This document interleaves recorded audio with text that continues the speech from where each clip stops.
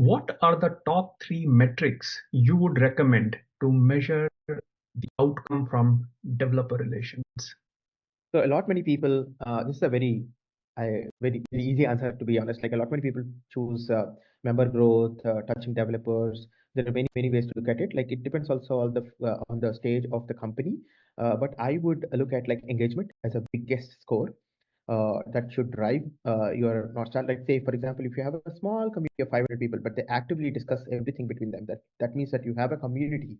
A community means users talk between themselves without your moderation, and without there is something that is working. Like I think you would find this sort of a thing in foundation-led projects like Kubernetes or many other projects. You would also find with familiar products like Elasticsearch, right, where people help each other. People share that, oh, this is how it works. You would find it on Stack Overflow because there's a community that is helping each other. There's without any, like say, really glorious incentive of money or some sort of reward in any like manner.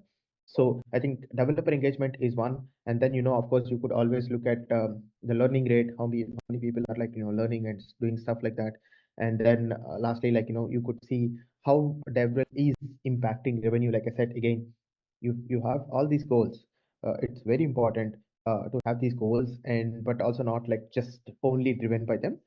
These are good metrics to look at. Like revenue impact is one big metric that helps everyone keep on toes and like figure out how the dev of the market is like shaping up.